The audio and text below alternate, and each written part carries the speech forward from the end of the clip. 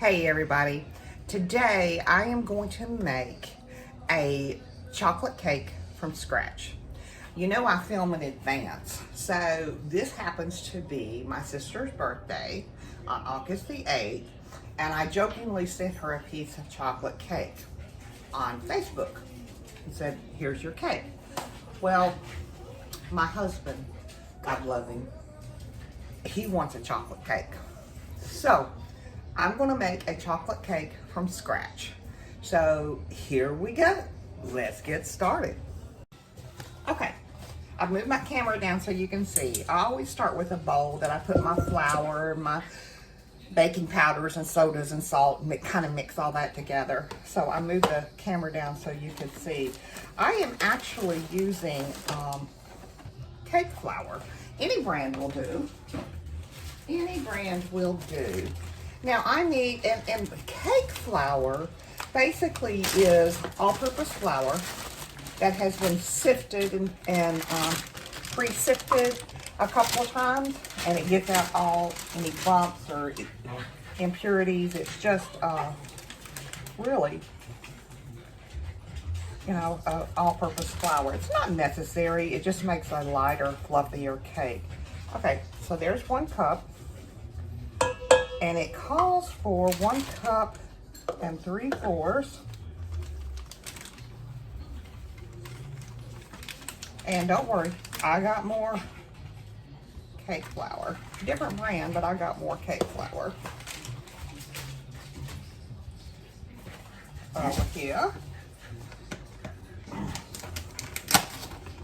Open that up.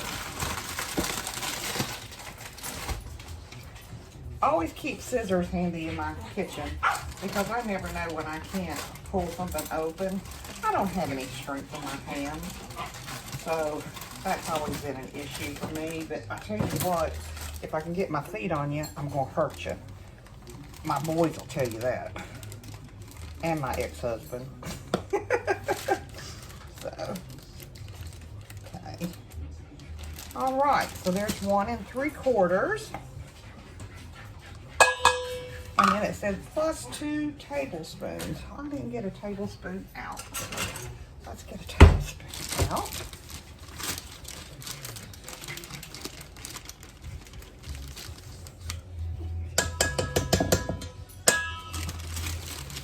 Put that in here. Okay.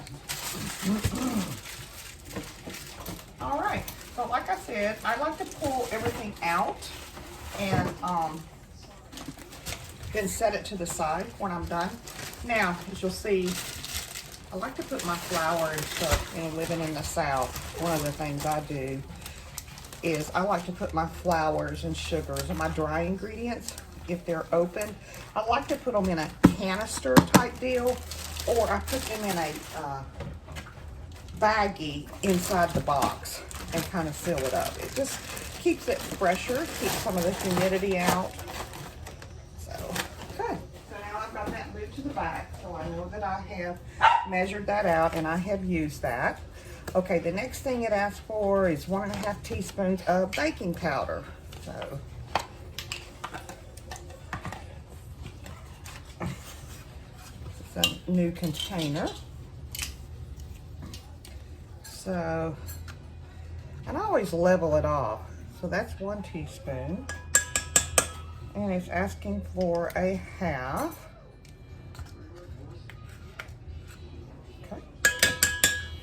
Again, done. 1.5 teaspoons of baking soda.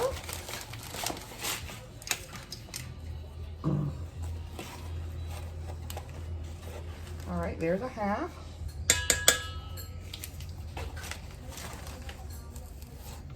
There's a teaspoon. Again, move this over to the side.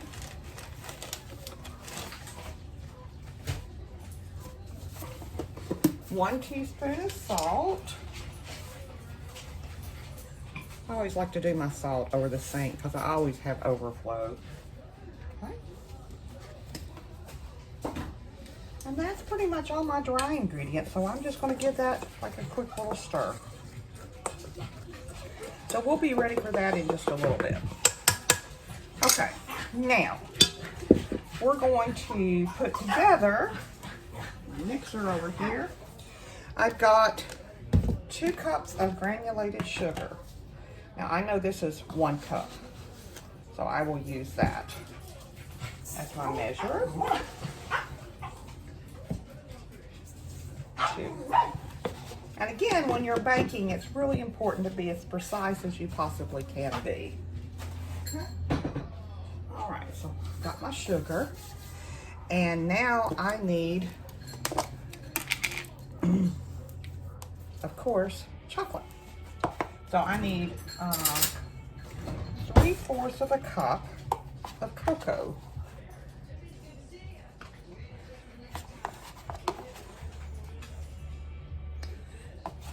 And I think that's going to take all the cocoa that I have.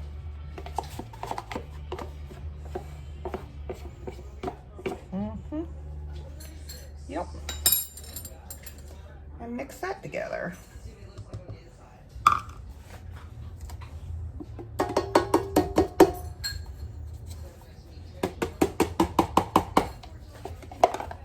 Gotta go to the store. You cannot be out without chocolate in this household. Okay. All right, so we've got that together. Now I'm going to add in 2 eggs.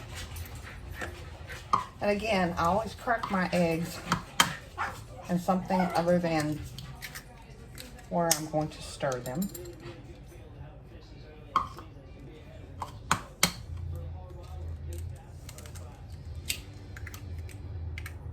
And I do that, again, so I don't get eggshell in my batter, because it's easier to get eggshell out of this than it is out of this. Okay. And we're just going to give this a swirl. Now, I'm going to add in my buttermilk, and I need a cup of buttermilk.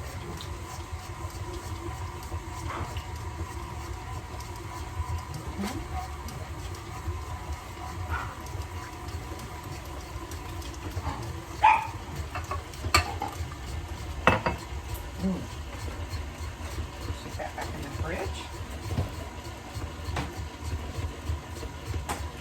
And I need a 1/2 cup of oil.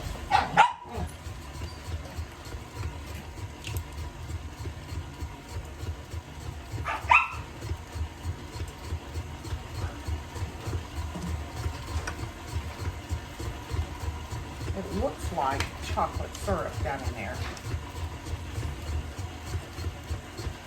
And you can use vegetable oil, you can use canola oil.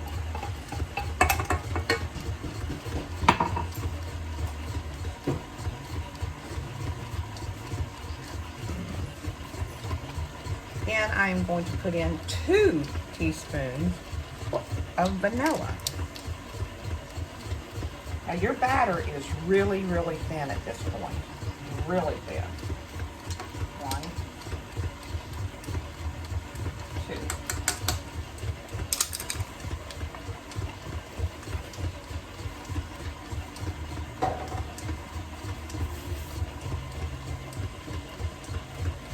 Okay, let's start adding in some of our mixture here. See if I can bring that camera over and let you see what I'm looking at. What do you think of that? Yeah, it's really thin. Really thin. Okay.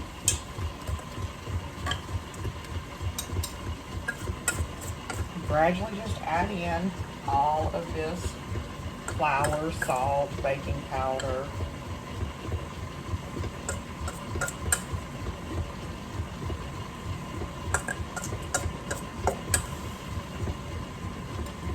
We're also going to add in a cup of coffee. So I've got the curry going behind me if you hear something. So I'll do a cup of coffee. Now the flour, as you would imagine, is thickening up that batter a little bit. But it's not as thick as you would think.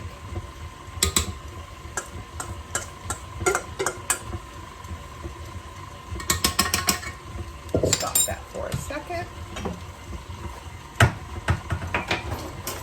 This is now ready to go.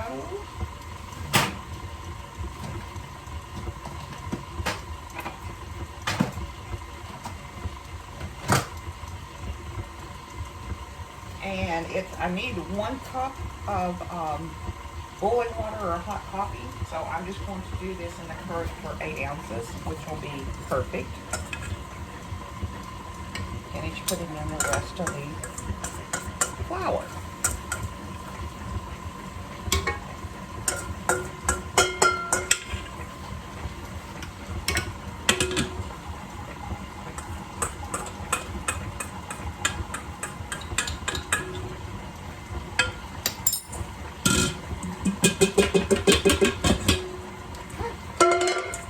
Clean up my mess.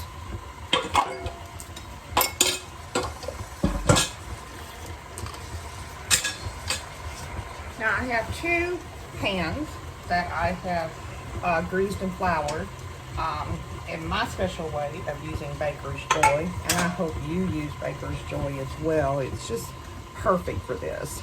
Totally perfect for this. Put this back a little bit. Okay, our coffee is now ready.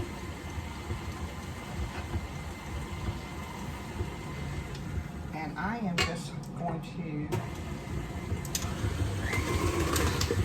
slowly pour in that coffee.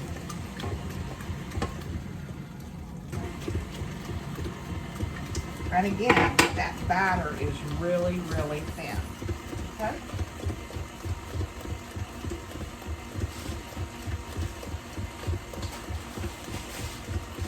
Now, y'all know me, I got to mix it up a little bit.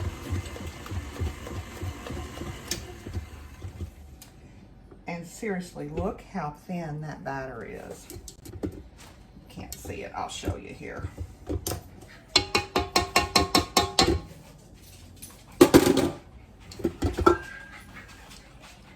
I mean, it's like, see how thin that is? Yeah. Well, I'm going to do a little bit something different. I always have little chocolate chips and things of that nature stored by. And I am going to put some chocolate chips in there.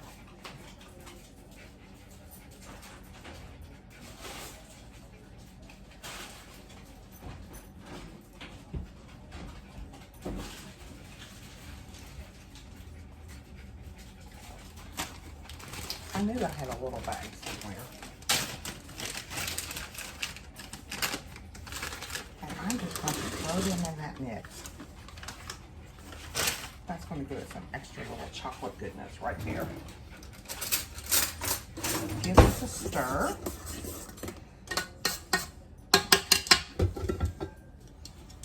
And just pour this into the pans.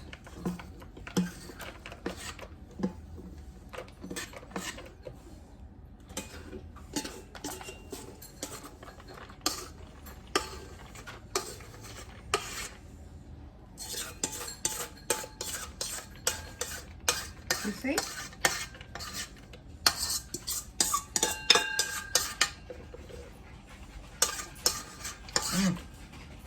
This is gonna be good, y'all. Can you hear my dog going nuts?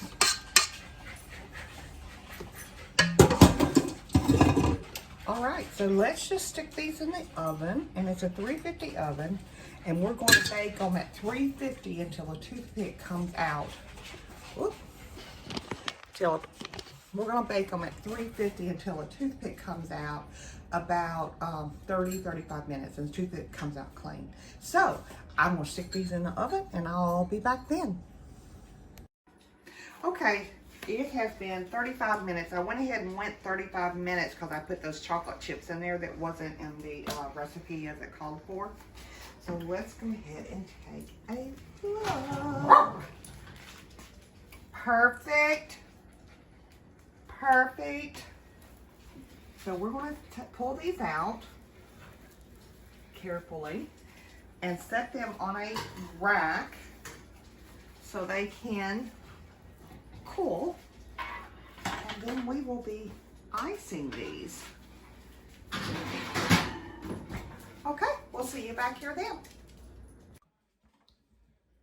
Okay, as promised, the cake is now finished and iced, and I just used store-bought icing. I had some cans on the shelf that needed to be used, so I said, okay, why not? So I'm not a cake decorator by any means, and like I've said multiple times before, I go for quality instead of looks. So here we go. Let's go ahead and cut a slice.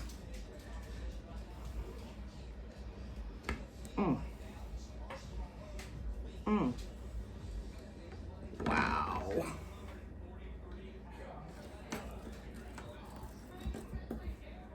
And so moist it's falling apart. That's a good thing, right? There we go. Y'all, give this a try. I think you'll enjoy it. I know we are. So here's to my sister and her birthday. I won't say the number out loud. And I hope you have had a great day. And remember, it's still warm, y'all. 2 bites. So good. I'll see you next time. Thanks for watching.